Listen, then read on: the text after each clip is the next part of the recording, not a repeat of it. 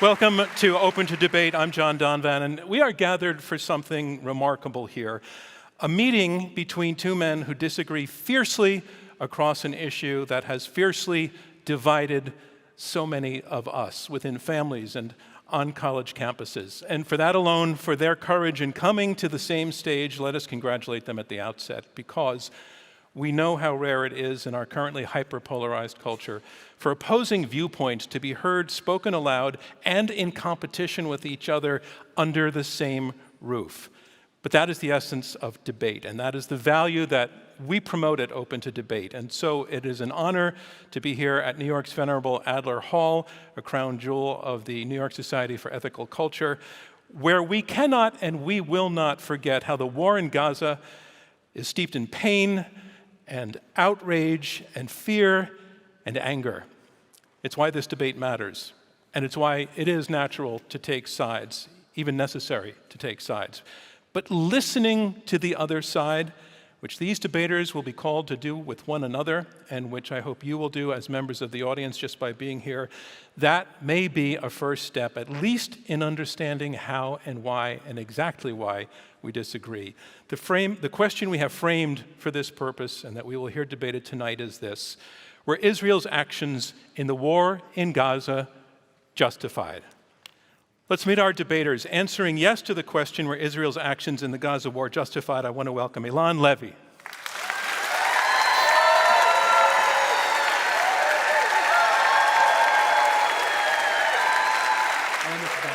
Thank you. Eylon, you are the, if you can stay with me here, you're the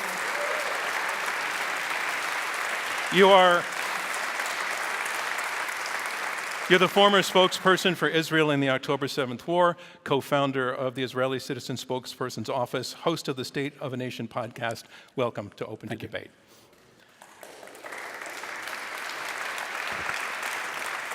And here to argue no to the question, were Israel's actions in the Gaza war justified, I want to welcome Mehdi Hasan.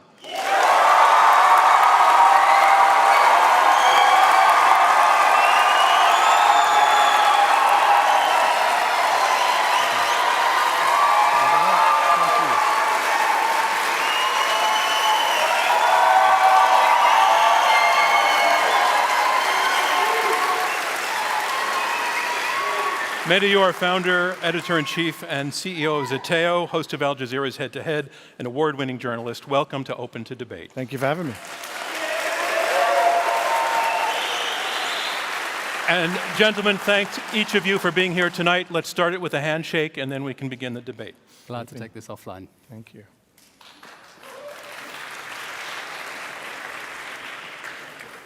So let's get to our opening statements. We want each of you to take a few minutes to explain why you're answering yes or no to our question, were Israel's actions in the Gaza war justified? And when I say were, I just want to be clear, we chose that word to talk about Israel's immediate actions after what happened on October 7th up through today. It's everything. It's not this moment, it's not that moment, it's the course of things. Eylon, you are up first. Your answer to the question is yes. The floor is yours. Please tell us why. On October 7th, Hamas perpetrated an act of genocide against the people of Israel. Its death squads invaded with a clear mission: to massacre as many people as they could, as sadistically as they could, and to take survivors as hostages.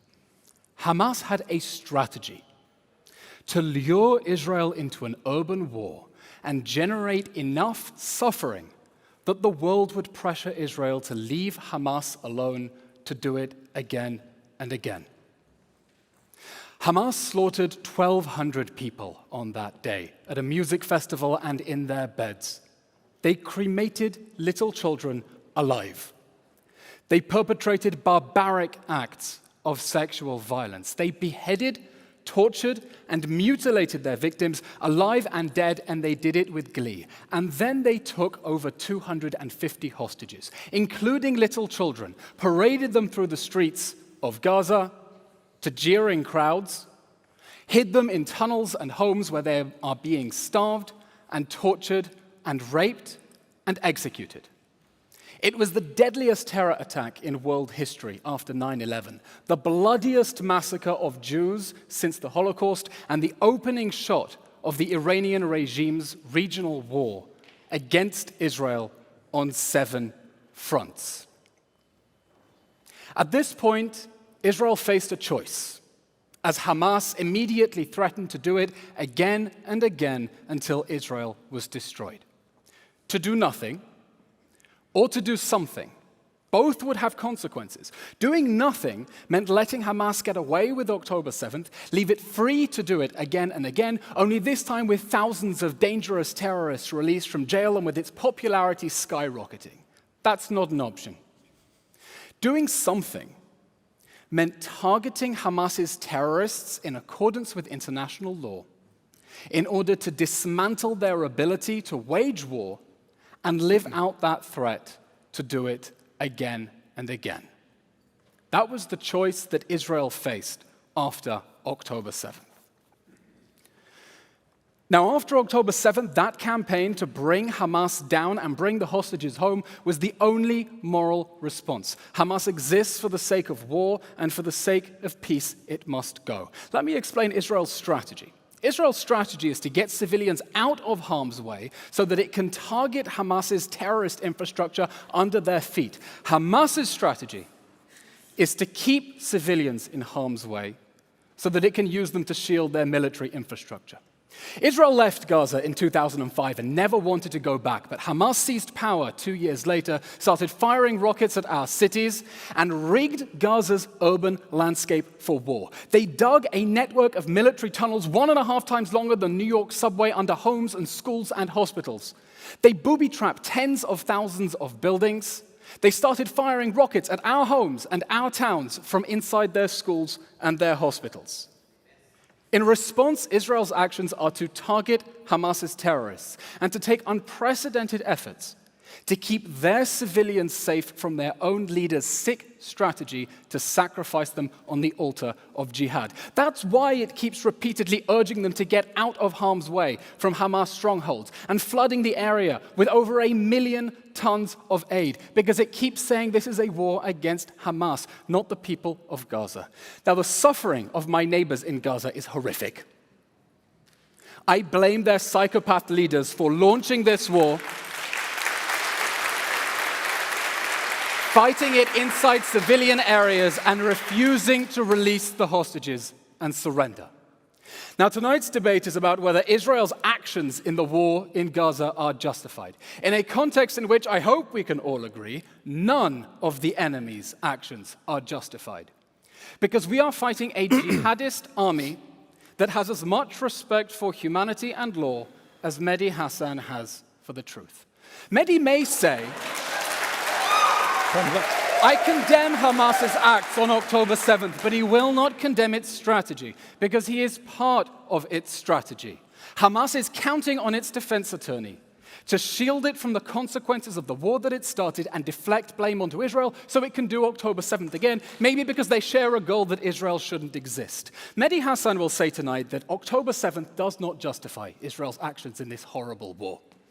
My question then is this. Ilan, I'm sorry, your time is up. What does October 7th? I'm sorry, your time is up. Thank you. Mehdi?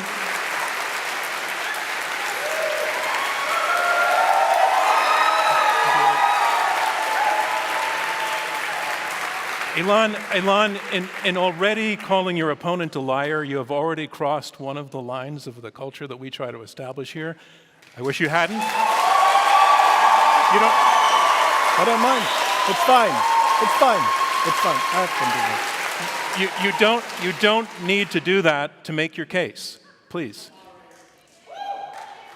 Mehdi Hassan, you are answering no in answer to the question, were Israel's actions in the Gaza war justified? All right, so, ladies and gentlemen, the question, were they justified? Were the actions justified? And it would be great if you didn't feel the need to respond to the personal attack, because it'll waste time. We'll decide when we get there, John. Were they justified? No, obviously not. Of course not. October the 7th, I think we can all agree, was a crime, a war crime, right? We can all agree on that. And taking hostages is a war crime. And those hostages should be released.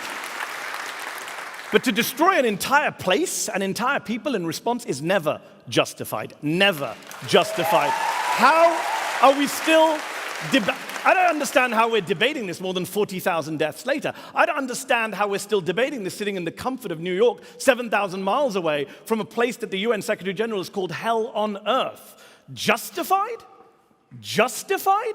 Was Israel justified in carrying out one of the most intense civilian punishment campaigns in history, according to Dr. Robert Pape at the University of Chicago, dropping 500-pound bombs, 1,000-pound bombs, 2,000-pound bombs on schools, hospitals, universities, bookstores, libraries, mosques, churches, refugee camps, apartment buildings, cemeteries, destroying a higher percentage of buildings in northern Gaza than the Allies destroyed in Dresden during World War II, reducing Gaza to 42 million tons of rubble while they got people out of the way? How is that justified?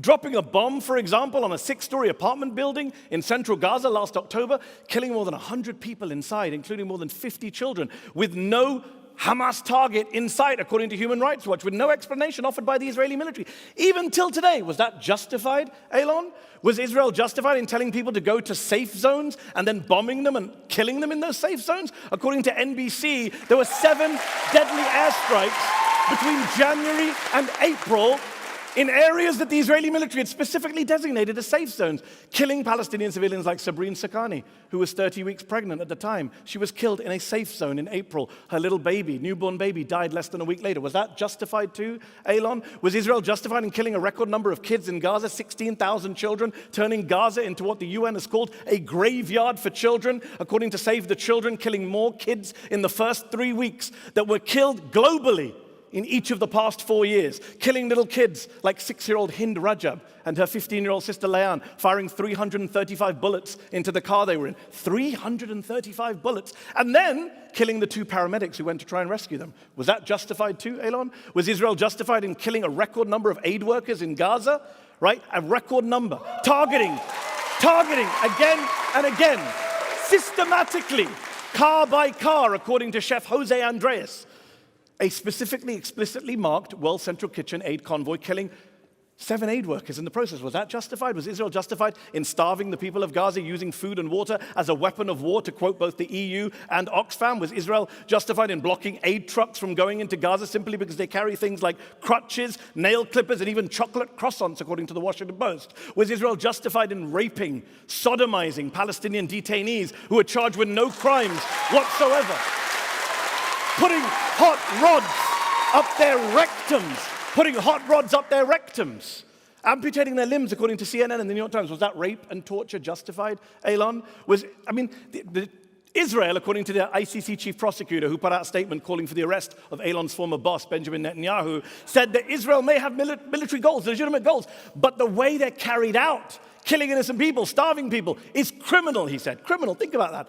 Elon Levy is a former spokesperson for a man who the ICC chief prosecutor once arrested for war crimes. Elon himself has produced a number of lies, sorry, John, in service of those war crimes. He has a bunch of tweets still up tonight which say that babies were beheaded on October the 7th, babies were baked in ovens, babies were ripped from their mother's wombs. October 7th was bad enough, but Elon had to exaggerate it for atrocity purposes. Those tweets are still up. Why would you trust anything this man says to you tonight? Look, he's here. He's here to gaslight you, to defend the indefensible, to excuse the inexcusable, to justify the unjustifiable, but you don't need to. Tonight you can choose to be on the side not of cruelty, not of criminality, but on the side of the innocent people of Gaza who are being killed as we speak tonight, as we speak, by Elon's former colleagues in the Israeli military on the orders of Elon's former bosses in the Israeli government. So yes, I choose to oppose this horrific and homicidal motion. Thank you.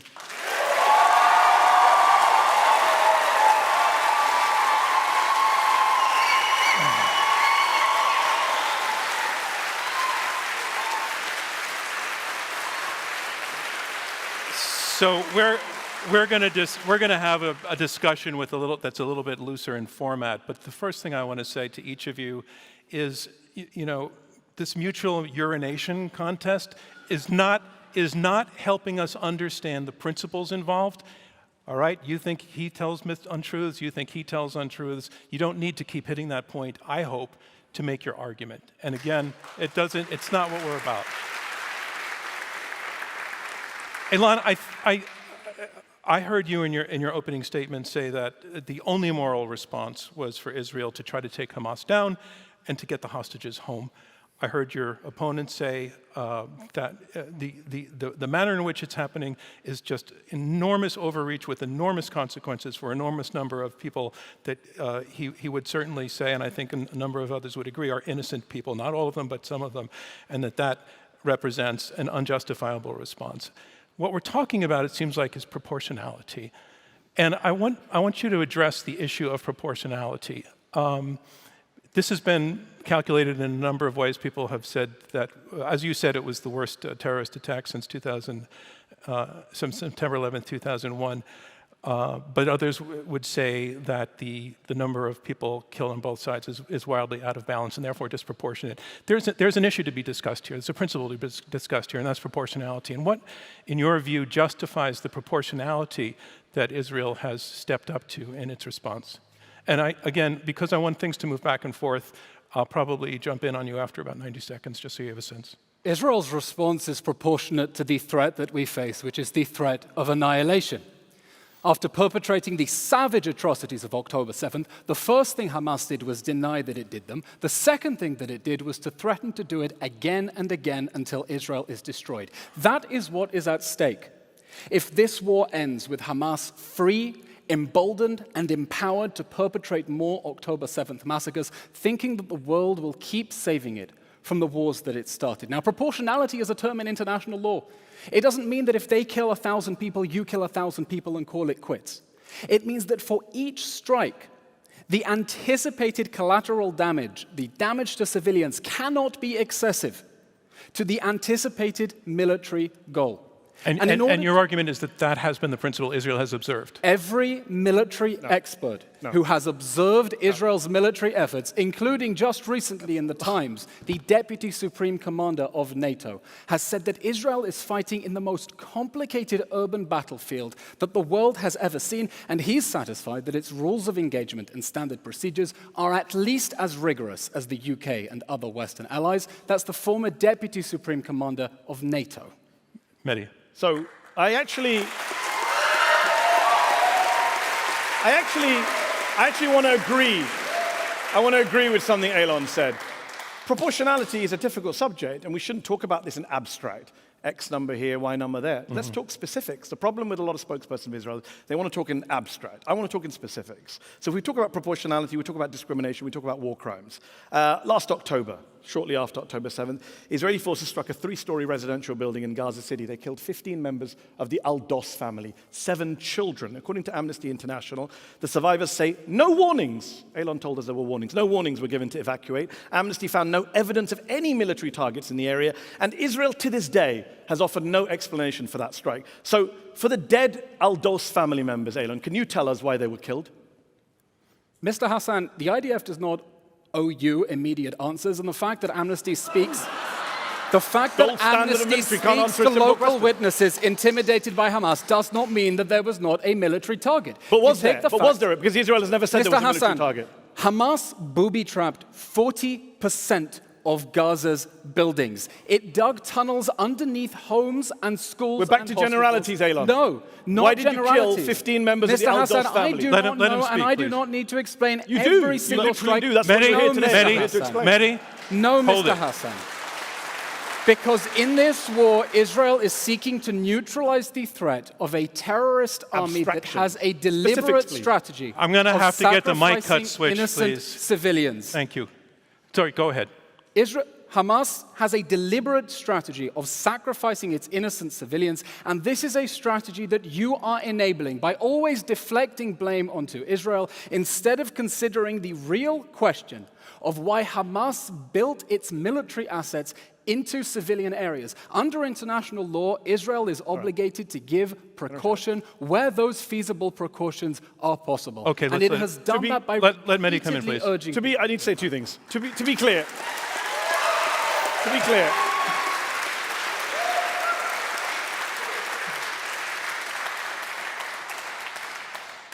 "15 people were killed, 7 children. You were spokesperson for the Israeli government at the time. Israel has never given an explanation. When you say, I do not need to explain myself, you literally do. You were the spokesperson for the government that committed a war crime, and you came to a debate tonight to defend war crimes. So you literally do. Number two, you'll notice, John, how Elon quickly went to abstract generalities. Let's talk specifics. Let's talk about tunnels. I think it's abhorrent to hide tunnels under civilian targets. I wish they didn't do that. But when Israel shoots children in the head, 3 American doctors went to Gaza. Dr. Feyyaz Sidra, Dr. Irfan Galaria, and a Jewish American doctor called Dr. Mark Perlmutter. All of them came back at separate times, said children were brought into hospitals we were in with gunshot to the head, sniper shots. Perfect. Exact targets. There is no tunnel that justifies shooting toddlers in the head, Israeli snipers. Shooting toddlers. Or you can tell us why. You can defend that. Mehdi, forgive me for going abstract, but Please. I do want to go to some principles here. So you are listing a number of specific Yes. incidents that you feel cumulatively add up to a very, very much an overreaction. War crimes, John, not an overreaction, war crimes. All right, you call them war crimes. Not so much in the abstract, but what would have been an appropriate response to what happened that would not cross the line to proportionality? It's a good question. It's a great question. So I'll answer that in 2 ways. One is, I'm not someone who has ever, and you can look at my record on this, whether it's the UK, the US, both of my countries, I'm American, British. I've criticized targeted assassinations, even by the US and the UK. I'm the loser, and people in New York, there's going to be an unpopular statement who says that people like bin Laden should be tried, not assassinated. That's who I'm, a stinking liberal. But given we live in a world where America, Britain, Israel, multiple countries, India is now accused of targeting its enemies, killing its enemies, you could have tried to take out the leaders of the group without wiping out the entire place. I find it interesting that Israel, hold on. I find it interesting that Israel was able to pinpoint kill Ismail Haniyeh in a house in a foreign country. But when it comes to Gaza, when it comes to the Gaza Strip, they had to wipe out the whole place. They had to reduce it to 42 million tons of rubble. And one final point, I just got on factual points. Elon, they're not your neighbors, they're people you occupy, just to be clear. So,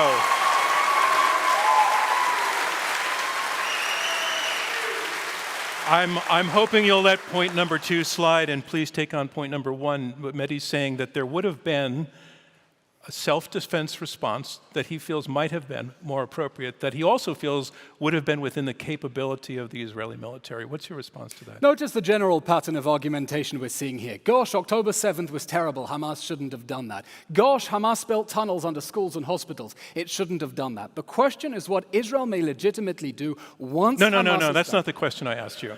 No, but I'm explaining. It's what you did. And Elon. his response, It's what you did. and Mr. Hassan's response is, well, if Israel could take out a terrorist leader thousands of miles away who wasn't expecting that he could be targeted, surely it can reach the terrorists who are hiding inside a bunker under a hospital, probably surrounded by hostages as human shields. Hamas rigged the battlefield. Hamas rigged the battlefield to shield its military assets under civilians, and it left Israel with no option of getting to those leaders. Okay, no other option, than going no other through option. The civilians, No option which is what your why opponent is saying. repeatedly So first asked of all, as we've discussed, and I'm here all night, Elon can take his time, they killed 15 members of the Doss family, 7 we children. can continue this at the reception afterwards if you want. And I'll happily ask you, why did the government that you served in kill 15 innocent people in an apartment building? Hold on, this is very important because there's no evidence Hamas was there. He's not even tried to make that claim. Mehdi, just in the interest of time, you've asked it. It's become a rhetorical it's crucial question. to the argument. He's Elon wants to go he's to saying there was no. abstract tunnels. When he says I'm saying, here's the building you when bombed. he says there was no other option, what is your response to that? Well, no one in the world agrees with that. That's why Israel's become a pariah in the world, because even What was the option, Mr. Hassan? What would you have Joe had Biden, us do? Even Joe Biden, the most What does October 7th justify? I already answered that question. Even Joe Biden, the most pro-Israel president of my lifetime, who has backed Israel with weapons and arms, has gone on the record saying too much indiscriminate bombing. You've killed too many innocent people. Even the people on your own side say you're killing too many people, Elon. But Mr. you will Hassan, not accept that. Mr. Hassan, too many people have been killed. The number of people who should have been killed is 0. Too many people were killed when Hamas's psychopath leaders when Hamas's psychopath killing them. leaders, who are funded by your paymasters in Qatar, maybe you share a slap. All right. Let's Hold on. please I'm roll it going with to that. respond to that. Hey, I'm going to respond to that. No. Sorry. It's another cheap shot, And I'm and I gonna don't want to respond to it. entertain I'm cheap gonna shots. respond I to want to go to you, Elon, with this question. When you say that the war is justified, killing in war can only be justified if it serves a greater good. What's the greater good that's being served at this moment? in Mr. Gaza? Donovan, this war is not justified because Hamas should not have started this war in the first place. Well, the question is whether The question, you are Israel's arguing, response. you are answering the question, yes, Israel's actions are justified. the response Can't do it. is an attempt to prevent the next October 7th massacre. Well- on October 7th, Hamas showed us what it was capable of doing, and they immediately went on TV and said October 7th, October 10th, October 1 millionth. Everything we do is justified. We're a nation of martyrs, they said. We're proud to sacrifice millions of martyrs if that's what it takes. And we are trying to stop October 7th and to do so in a way Okay. that right. minimizes the cost to So- their civilians. We've Let me heard just your deal with the last point and the previous point, which is the idea. Let's just be real here. And a lot of military experts say this, but you don't even need military experts. You just need common sense. The idea that you prevent another October the 7th or that you destroy Hamas by making tens of thousands of Palestinian children orphans is insane. It doesn't protect Israel. Forget Gaza. It doesn't protect Israel. And let me just deal with this classic. My paymasters in Qatar. Yes, I host a show for Al Jazeera English. Let's just be very clear. In December, the New York Times published a very, very long come piece. on. Nobody very cares. important Nobody here. Very cares. important here. It's No- relevant to the debate. The New York Times All right, published make a it very long relevant. piece. Please make it relevant. New York Times published a very long piece which said a month before October the 7th, the head of the Mossad, David Barnier, went to Doha, Qatar, and the Qataris said, "Do you want us to keep sending money to Gaza?" And he went back to Netanyahu. He said, "What should I say?" And Netanyahu said, "Yes, please." And he went back, he said, "Yes, please send the money to Gaza." Elon went to work for the government of Benjamin Netanyahu a month after thatwards. He's never apologized for that to the Israeli people. Benjamin Netanyahu's never apologized to that to the Israeli people. So if anyone should answer questions about Qatari funding of Hamas, allegedly, reportedly, whatever you want to call it, it's the Israeli government that facilitated it for many, many years. Elon was answer. in that government. He's the spokesperson for that I'll government. answer. It was a terrible mistake to allow Qatari a money mistake, into Gaza a mistake. on the mistaken belief that if we improve civilian life in Gaza, create jobs, create opportunity, Hamas's psychopath leaders won't launch this war. They went straight on TV and said, we tricked the Israelis. We made them think that we were concerned about the civilians in Gaza, all the while we were taking that money to build the tunnels and the weapons and the rockets we are firing at Israel. If All we right. had known, Mr. Hassan, what Hamas was going to do on October 7th, perhaps we should have started a preemptive war to eliminate that threat before they could have burned the cement of children alive on October 7th. But we didn't. Okay. Hamas All right. tricked us, Time out. and we won't Time out. repeat the same mistake again. Time out. Going to take a little bit of a 10-second breath and slightly lower the temperature, but only slightly. Elon, you were making the argument that Israel's actions are justified in the pursuit of the destruction of Hamas. We've come to the point, though, where even Israeli military officials are saying it can't be destroyed.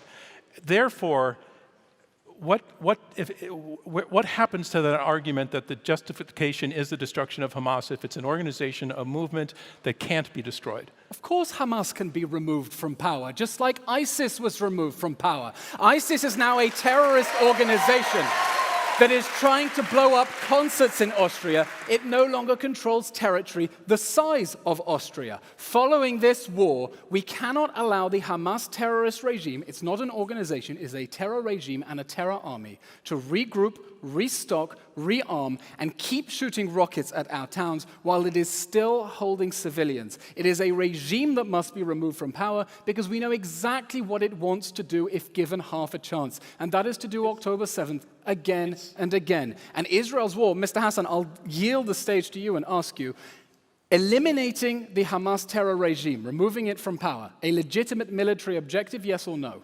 Of course, it's a legitimate military objective for Israel, And that's what I quoted the ICC chief prosecutor saying, but you're doing a very bad job of it. What's Do interesting? I understand that after October 7th? What John do said, I understand? No, because I want to clarify and understand we're on the same you page. want to clarify the guy who can't No, answer I why you want to killed 15 understand civilians. that we are on the same page.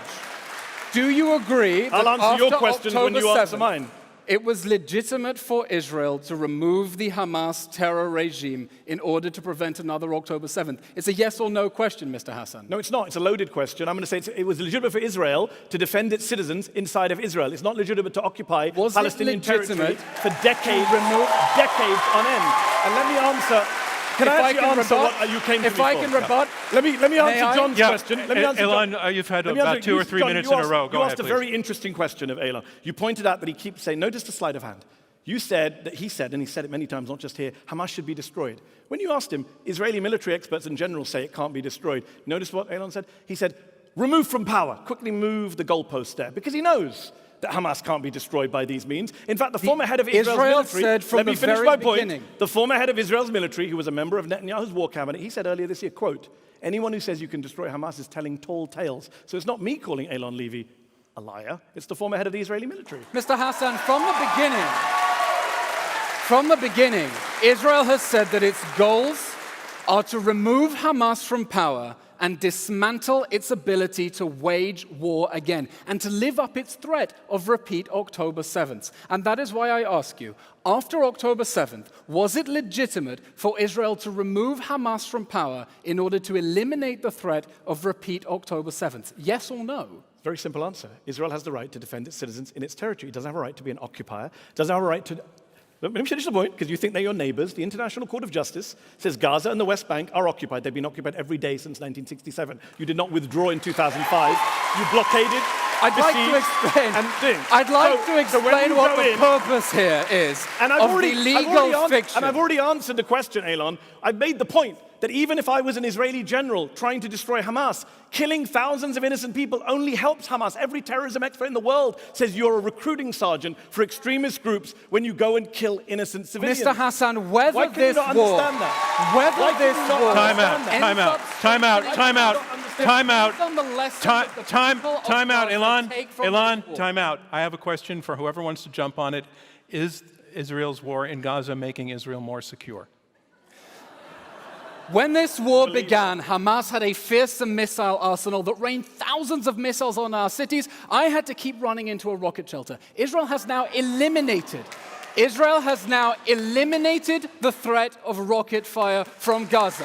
It has cut off its smuggling routes.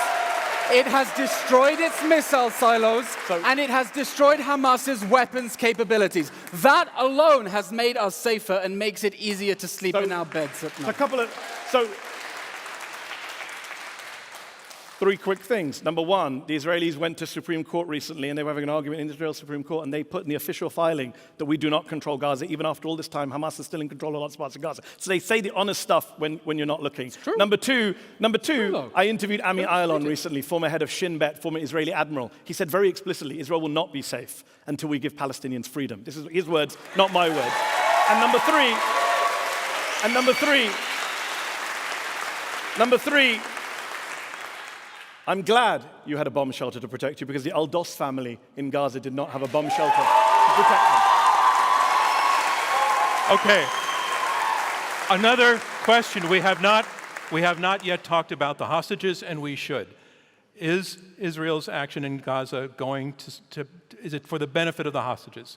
Absolutely. Israel is fighting to bring the hostages home while Hamas is starving and torturing and raping them. We managed in November, because Hamas was being clobbered and it wanted a breather. They released nearly half of the hostages. We've sent in special forces to rescue hostages in raids my opponent has condemned. Israel is fighting to put the military pressure on Hamas to release the hostages, but Hamas doesn't want to release the hostages. And the reason it doesn't want to release the hostages is that it knows that the longer this war goes on and the more suffering it generates among its own people in Gaza, the more it advances its own goal of isolating Israel. And Mr. Hassan, it pains me that you do not seem to realize the role that you play within Hamas's strategy when you deflect blame onto Israel, never demand any accountability Never demand any accountability from the Hamas regime. When you know that all right, can I Hamas's answer? goal is to maximize suffering, you give it a reason to drag on this war. If you want it to let the hostages go, It's a load. you should tell of all the Qatar nonsense to you've said pressure tonight. Hamas to free the hostages. Of all the demonstrably untrue things you've said tonight, this is the big one. So apparently, if you want a deal to end the war, you're enabling Hamas's strategy. No. That's what you just said. No, I'm I did enabling not. Hamas's strategy. So, But you have systematically undermined every leverage Israel has to free the hostages. you know who's Mehdi, undermining? stop pretending Can I you answer care the about the question? hostages. Of the two of us, hold on. Of the two of us, whose strategy has released more hostages, mine or yours? Because I supported a ceasefire. strategy. And we got, hold on. Our strategy. We got it. Can I Your finish? Can I strategy finish is to my give answer without- cover Let- for let him- Hamas's war Can I crime. Elon, let him answer? finish, please. Over 100 hostages were released last November in the pause, in the ceasefire deal. A lot of Israelis wanted that to continue. Hostages' families wanted that to continue. Yes. Netanyahu, can I finish my answer? Netanyahu said no. In fact, I interviewed Zahir Moore, whose uncle Avraham Munda was horribly killed in Gaza. Zahir Moore, by the way, was arrested today. He's been arrested and attacked by the Israeli government that Elon served in multiple times. He said to me, Netanyahu and the government that Elon was part of, always choose the wrong way. Ever since October the 8th, everything they do is directed at not getting the hostages back. That is the plain truth. That is the nephew of a hostage. They don't want you to hear about the hostages. Elon and people like Elon use the hostages as political pawns. The hostages' families are standing on the streets of Tel Aviv opposing the Netanyahu government, calling for a ceasefire, calling for a deal. They don't like Elon leaving. They don't support Elon. before- Mr. Hassan, how many hostage Before we- rallies have you spoken at? How many hostages' mothers have you embraced How and many- hugged them how many have and you told them, beaten? I am here for How many have you, you whatever beaten? you need? I was at Central Oh. Park. I was at Let me Central respond to Park last Sunday at the rally for the Now, hostages. You were not. Mr. Hassan, me if ask you you really this. care about the Let hostages, me ask you, we got I a have little a stunt going spare on here. hostage pin We have a here. little stunt If you here. want to show them you Got care, it. you're welcome to put Got it it. on your All right. platter. All right, this is fantastic. Let's go. So, Put it on. Show them you So- care. Show them you care. So- I am in Yeah, daily let's contact go. with the Can I hostage speak? families. I tell them I will do whatever it takes to help you get your kids home. Show them you care and stop trying to exploit the Okay, hostages' okay. suffering. This is like a- Elon, going allow on him here. to respond. You've got your bit of So- stagecraft. So Please take it. Let's be clear. Let's be clear. You saw the very, very performative outrage there from Elon there. To be clear, don't you lecture me about hostages when your government has killed more hostages than it has rescued. That's on you. That's on Mr. you. Hassan, And as for that this, is on Hamas. as for this, That is on Hamas. let me answer this. Let me Hamas answer this. is I thinking- will. All right, I all right, will- all right. No, I need to finish this point. I'm going to let you finish this point, and then we're moving on. I will happily support this pin because I support the release of all the hostages and no, let me finish. And I support the release of thousands of Palestinian detainees being raped and tortured and children. Do you support that? Let's wear it together. Do you support the release? Do you support the release of Palestinians? I Children. do not Do you support support the the release release of terrorists. of Palestinian children? Do you support the release of Palestinian children being Mr. Hassan, tortured? anyone Let's who is get some space He here. can't answer the question. Mr. Hassan, he won't I get on the answered it. hostage pin. I support the release of all innocent people. Mehdi? He doesn't.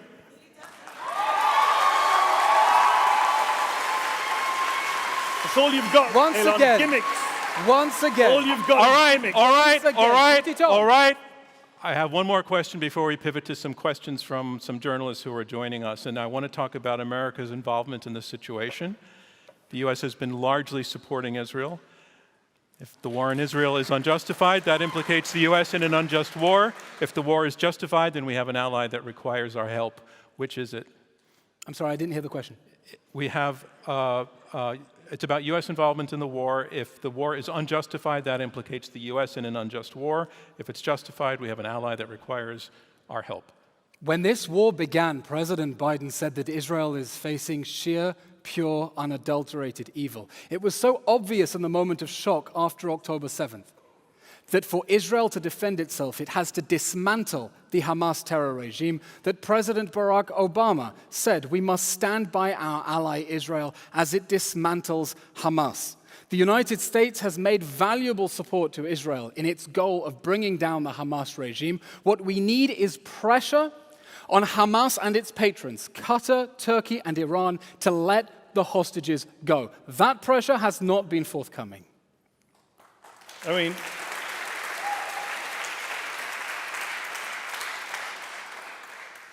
before I came on stage, Gershon Baskin, who's Israel's most famous hostage negotiator, he WhatsApped me and said he's got a deal, 3-week deal on the table with Hamas that Hamas has agreed to release all the hostages and end the war. He says it's with Netanyahu. The ball's in Netanyahu's court. So when he keeps going on about hostages, tell him to speak to his former boss to agree to a hostage. Gershon Baskin is the negotiator As for the in United whose States, deal to free do Gilad stop interrupting, Shalit Elon. we You've released had your performance. Yahya Sinwar. As for the United States, it is tragic to me as a citizen of the United Kingdom and the United States that my two countries have armed Israel as it carries out what the ICJ has called a plausible genocide, No, as it it arms has a prime not. minister Mr. who is wanted Hassan. for war crimes. Mr. Hassan. The ICC chief prosecutor has called for the arrest of Yoav Gallant and Benjamin Netanyahu. The American government should not be arming a man wanted for war crimes. And Eilon Levy should have began his speech tonight apologizing for working for a man who is wanted for war crimes by the ICC chief prosecutor.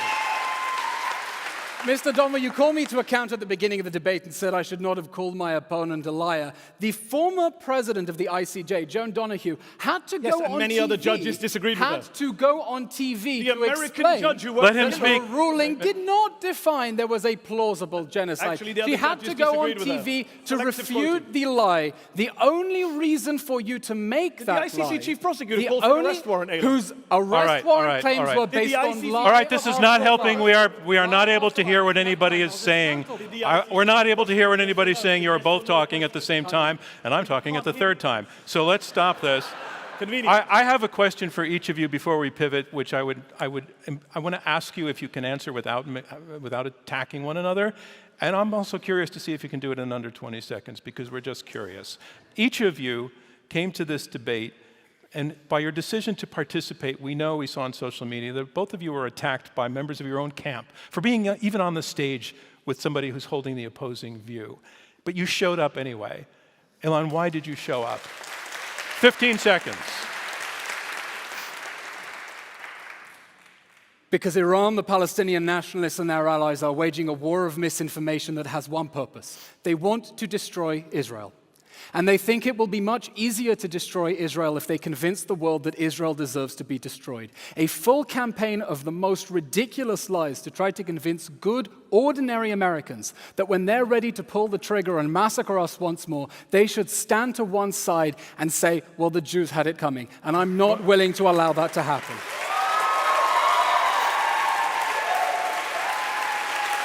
You recall the question? Statement. Sorry? Okay, just a 20-second answer. Yeah. I mean, look, I believe that what is happening in Gaza, the killing of 16,000 children, the genocide in Gaza is the great moral tragedy of our time, the great crime of our time.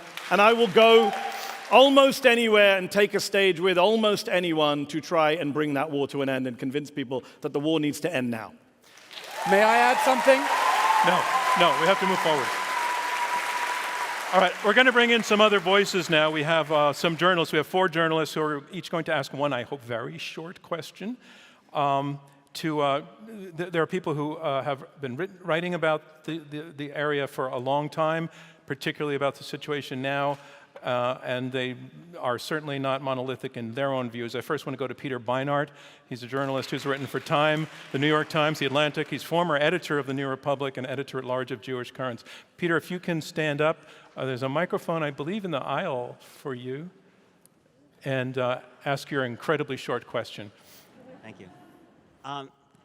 Elon, you suggested that the goal of the war was to depose Hamas from power, but on October 11th, Benjamin Netanyahu said the goal of the war was to destroy Hamas. On October 12th, Yoav Gallant said, the defense minister said the goal was to wipe it from the earth, because I think they understood that even deposing Hamas would not necessarily make Hamas less of a fearsome threat. The Taliban didn't become less of a fearsome threat to the United States once they stopped holding power. Saddam and his forces didn't become less of a fearsome threat once they no longer held power. They recognized that winning this war meant destroying Hamas. And yet your own former colleague, Daniel So, Hagari, Peter, the IDF what's your spokesman, question? said it's not possible to be clear, I'd like you to be on the record. Do you think it's possible to destroy Hamas, or were Netanyahu and Gallant wrong? I believe it is possible to remove the Hamas terror regime answer the from question. power. Can't answer the question. Whether leaders used belligerent rhetoric that exaggerated the goals of the war. No, look, Hamas needs to be destroyed. It's an idea. Some ideas deserve to be destroyed. And whether that idea is destroyed or not depends on the lessons that the people of Gaza take from this war. Will they conclude that terrorism is a dead end, that their leaders have repeatedly led them into disaster after disaster as part of their forever war against the Jewish state in any borders whatsoever, or will they take the lesson that in fact they were rewarded for the October 7th massacre? That is what is at stake here, and we are trying to convince the people of Gaza terrorism is a dead end. There is no light at the end of that tunnel. Mehdi, you also get to respond. You can respond. Want me to answer? I think Peter made the point very eloquently. It's a nonsensical war aims. The real war aims, of course, are what the Israeli ministers say. When Smotrich says the aim of the war is to annihilate Gaza, that is the aim. I take him at his face Mehdi value. Hassan, When he literally because said that. Mr. Smotrich And when they say doesn't this sit in stuff, the when they war talk about cabinet. resettling Gaza, when they talk about staying in Gaza, that is what they mean. This is Position not in about. which we Can I finish an repeatedly answer, said Elon, one is time? not government policy My and God. goes against government. I would just say this. Yeah, I let would him just say finish, this. please. You want to convince the people of Gaza that terrorism is a dead end, then stop inflicting terrorism on them.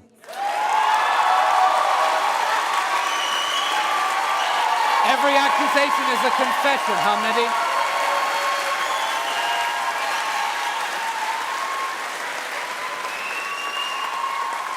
Our next question comes from Gillian Lederman. Gillian is an editorial fellow at the Wall Street Journal, former chief executive chair of the Israel Leadership Network. Gillian, thanks for joining us, and what's your question? Thank you. My question is, given the current circumstances, do you believe that Israel pulling out of Gaza in 2005 was the right decision? Who's that a question to?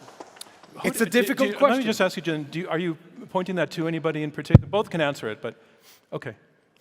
Israel withdrew from the Gaza Strip in 2005 and never wanted to go back. It gave them Gaza.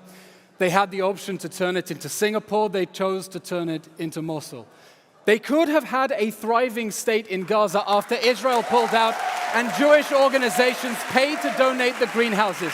Instead, they chose to rig Gaza for war. The tunnel network under Gaza is the largest public works project the Palestinians have ever undertaken. They did it for the sake of the October 7th massacre. Was it a mistake to pull out? That was the question. I don't know. Okay. No, fair enough. Fair enough. Simple answer is, of course, Israel did not pull out of Gaza. As the ICJ has pointed out just recently, Gaza is occupied territory. Let me put it very simply to you. What Elon doesn't tell you is when they pulled out, they kept control of Gaza's land borders, Not with sea Egypt. waters. Not with Egypt. With Of course Egypt. we controlled the Israel and borders. Egypt We're on the other kept side the of land it. borders. Have you noticed I Let- can never let finish him an answer speak, without an please. interruption. The land borders, the sea waters, the air, and wait for it. And the population registry. If you're born in Gaza, you have to be registered with the Israelis. If you were born in New York and your birth had to be registered with a foreign country, would you say you were occupied or not occupied? Would you say you're a free people Let him or an unfree people? It's an absolute lie. The occupation never ended.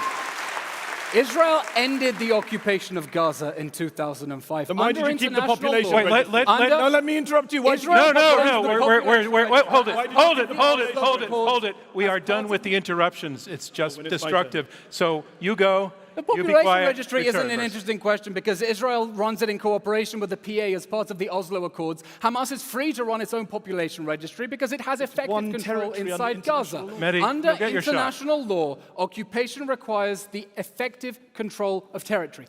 Everywhere in the world, it is understood to mean boots on the ground. And the only reason to fabricate a new standard to say that just because Israel doesn't allow Hamas to build an Ismail Haniyeh International Airport means that it is occupied is as part of a campaign to try to make Israel responsible for civilians Okay. in Gaza No, so sorry. Hamas can take the resources Okay, and Elon, funnel them into the war Elon, machine. we're losing I've sight got of to the respond to question. this briefly, very briefly. Elon, a moment ago, you all heard him proudly quoting the former president of the ICJ. The ICJ, literally, the other day, said Gaza is occupied. But Elon and I went to the same university. We did the same degree. He didn't do law. He's not a lawyer. The ICJ says Gaza is occupied. It's over. The debate's over. You've lost that one. No, and you're that's gonna not lose this the one. end. That is not Julian. the end. Because a basic principle of You're wrong. One moment, one The moment. ICJ disagrees. You're a done. basic Jillian, principle. Jillian, do done. you feel that your Jillian, question was answered? Was it a mistake to pull out of Gaza? Because I don't. But we're going to move on. Thank you for the question. It would be helpful, and I realize you're both very passionate and have a lot to say about this, but it would be helpful, at least at the beginning of your answers, to stick to the questions. I did. I said they didn't pull out because they never pulled out. I mean, Okay. I don't accept the premise of the All right, fair enough. You Israel question. pulled No, next up. 8,000 settlers. Next up. It ripped people out of their I know. homes. I Gave them an I opportunity. was there. I witnessed it. He witnessed it, Mehdi. It happened. The part that you're talking about. Next up, we have Dean Obeidallah, a lawyer, a comedian, and a journalist who has hosted the Dean Obeidallah Show and a frequent commentator on CNN, MSNBC, and the Daily Beast. Dean, thanks for joining us. Thank you. I have a question for everyone. You've defended everything the Israeli military has done, everything, and Mehdi's gone through it. My family lives in the West Bank. My question is there anything that you would condemn Israel for in terms of killing Palestinian Christians and Muslims, or are they all inhuman in your view and not worthy of any sympathy, dignity, or self-determination as a people? All right. Hang on a second. Hang on. I have an issue with the question. The first part of the question, is there anything you would condemn from Israel? Legitimate question. But the assumption that if he feels differently, that he has no sense of the humanity of Palestinians is a bit of some baggage loaded into the question. So why don't you take the question? Is there anything that Israel is doing that you would condemn? I have gone on TV as a government spokesman when the army said that there was a particular mistake and a certain target should not have been hit. We fess up and admit our mistakes because that is what a responsible military should do. You can answer that. Okay. But Israel is fighting an enemy whose use of war crimes is strategic and systematic. They're not investigated on Hamas's end. No one is ever called to account. Its use of war crimes against its own civilians while they hide behind them in their schools and hospitals to fire at us is strategic and systematic. And so I stand by my country as it fights to use proportionate force to dismantle the Hamas army of terror. Because yes, my neighbors are human. Okay, Because hang on. I I can want answer. a better future. I for them. have No, an important please, sir, because I have a challenge very is important humanity. technical program note. I've received a message that the audience clapping volume is so loud that in the recording, very frequently, it's been impossible to hear what our debaters are saying. And Don't clap. And so what I would like you to do is to clap in between their points. Let them finish and then go for it, please. The gentleman challenged my humanity, and I would like to defend it. I tried to let this I go. want a future of peace between us and our neighbors. That cannot happen as long as the Hamas terror regime is in power. Okay. On the subject of, I'll wait for the applause.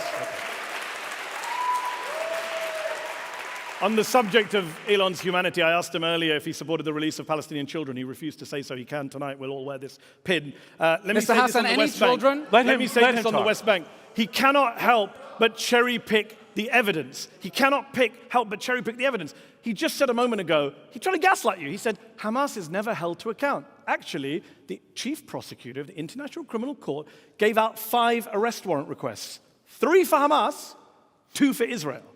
I support all of those arrest warrant requests. Do you? Do you? Mr. Hassan, Do you?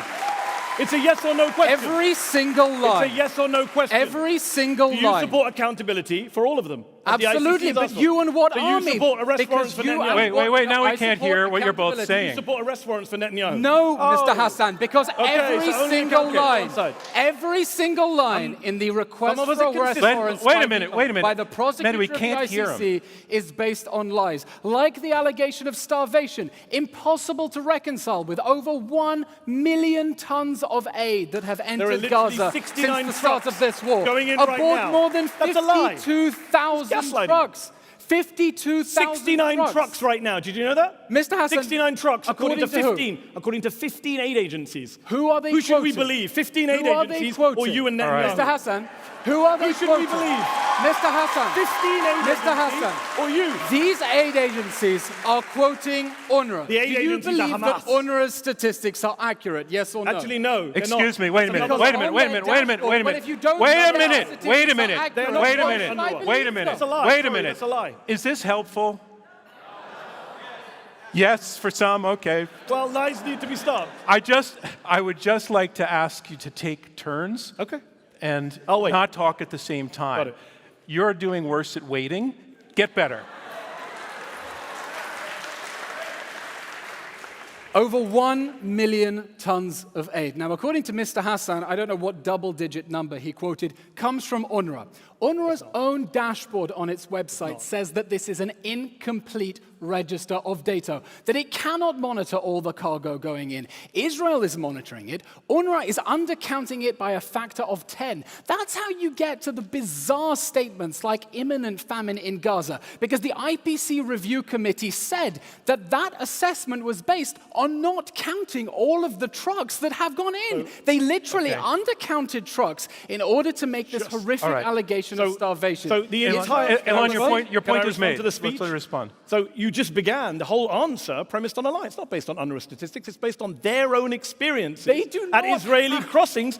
David Miliband, Elon. David Miliband, a man you know, we're both British in front of this audience. David Miliband was the former foreign minister of the UK, very pro-Israeli politician, served under Blair and Brown, not some Palestinian lover. David Miliband said on CNN, our trucks are being stopped because they're finding a tiny little surgical scissor or a nail clipper, and they're sending the trucks back. David Miliband is not some hater of Israel. Cindy McCain is the head of the World Food Program. She is the widow of the most pro-Israeli senator of my lifetime, John McCain. She has accused Israel of blocking aid trucks, killing aid workers, starving children. Cindy McCain is not UNRWA or Hamas.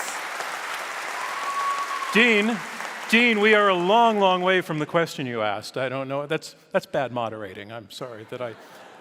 We have another question from John Levine.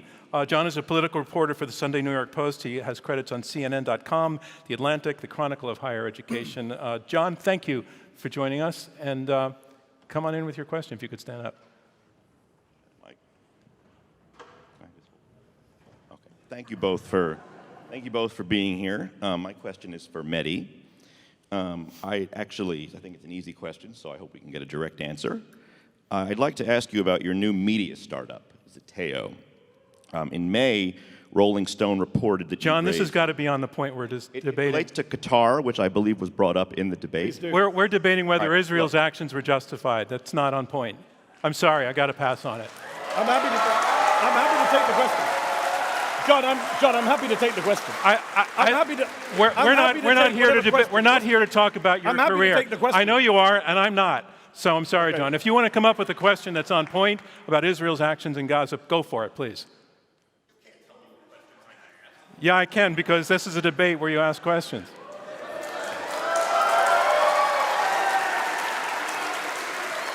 I mean, now I really want to ask the question. I'm just curious. I just want to answer the question. You can talk afterwards. All right. I mean, the dude works for the New York Post. I prefer not to talk to him, but it's not my debate. Thank you. Thank you. All right. We are coming down to the end for our closing statements, and that's where each debater has the floor again exclusively to make their case one more time for you. Elon, you're up first in this. One more time to remind people, I think they know that you're arguing that Israel's Israel's actions in Gaza are justified. You can take the floor, and you have 2 minutes to tell us why. 2.5 minutes to tell us why. After the sadistic massacre of October 7th, Hamas immediately told us, if you leave us on our feet, we will do this again and again. It wasn't enough to cremate little children. It wasn't enough to commit acts of gang rape, pedophilia, necrophilia. It wasn't enough to gag people, bind them, tie them to trees, and strip them. They told us, we're coming for you. If you leave us on our feet, we will do this again and again. This war has been horrible. We have paid a horrific price for it. We are trying to prevent the threat of a repeat October 7th massacre. And we are fighting a sadistic enemy that rigged the battlefield in a way that said, we've hidden our military assets under civilians. The only way that you can get to us is by going through civilians. And that's why Israel has taken more actions than any military in the history of the world. And so every commander from Afghanistan and Iraq will agree, in order to keep the civilians safe from their own leader's sick strategy of trying to sacrifice them. That is why it keeps telling them to evacuate. It never designated a safe zone where Hamas terrorists could abuse hostages with impunity. It told them to go where it is safer and where Hamas is not. And on every occasion, it has been stymied by UN agencies saying, no, keep them in Hamas strongholds. By Hamas trying to fight to keep them in the strongholds, while we try to keep them safe from their own psychopath leaders. I asked Mr. Hassan, removing Hamas from power, legitimate, yes or no? And he wriggled out of it. He said, well, defending Israel is legitimate, but not the point you go into Gaza. Okay, his response, end the occupation. Let Hamas have an Ismail Haniyeh International Airport. Let it have a Mohammed Dev naval base. There is nothing you can do with a terror regime that is sworn to your destruction, whose goals are legitimately genocidal. We need this war to end. But we need this war to end in a way that ensures that Hamas cannot restart it at a time of its choosing, feeling emboldened and empowered because of international pressure generated by people like Mehdi Hassan to keep saving it from the wars that it starts.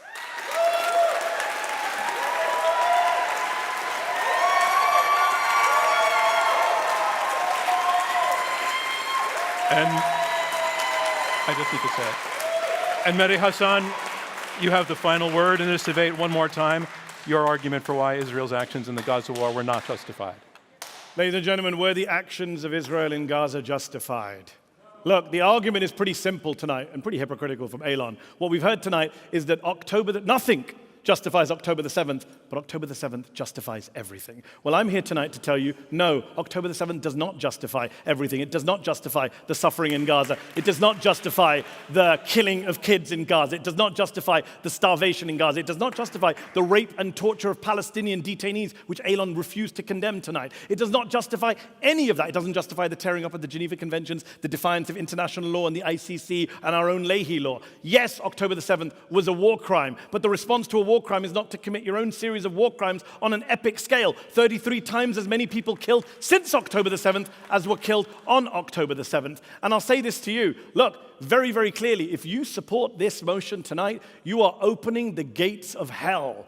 Not just in Gaza, but globally, because every dictator and tyrant around the world will say, Israel's actions were justified? Then so are mine. Putin, Assad, Kim, they'll all say, Israel killed kids. Israel killed aid workers. Israel killed journalists.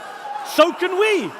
And I will be very clear. I will be very clear with you tonight. If you are here tonight, ladies and gents, if you're here tonight to defend what Israel's done, knowing full well what Israel has done, if you're defending the human suffering in Gaza, the amputation of little kids, if you're doing that in full knowledge, then you're not just here to defend the indefensible or justify the unjustifiable. I'm sorry, you're a sociopath. And I will say to you,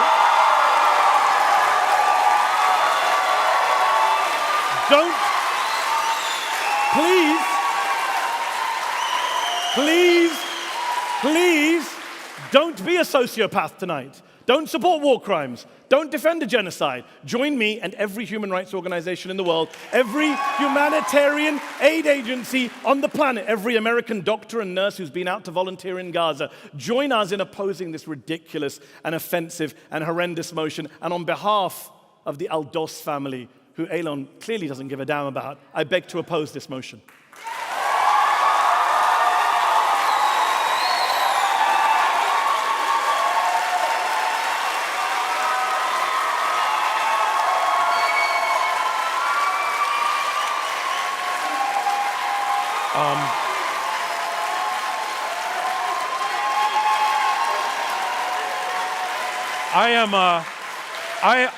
I am curious.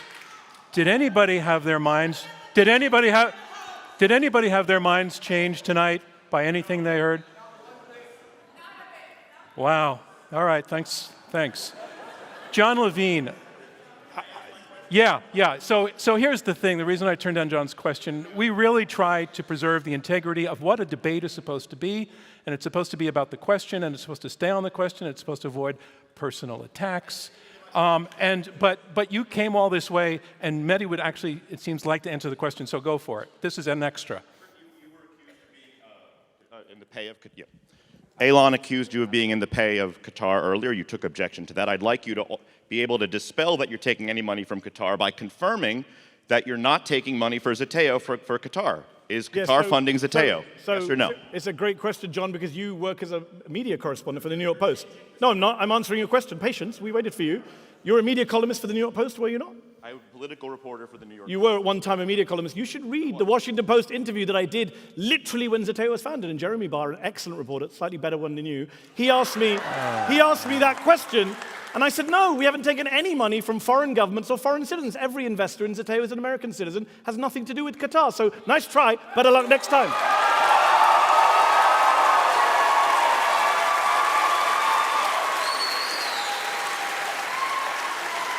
By the way, since we're all in the spirit of asking questions, how do you feel about taking money from the racist Rupert Murdoch every day? All right.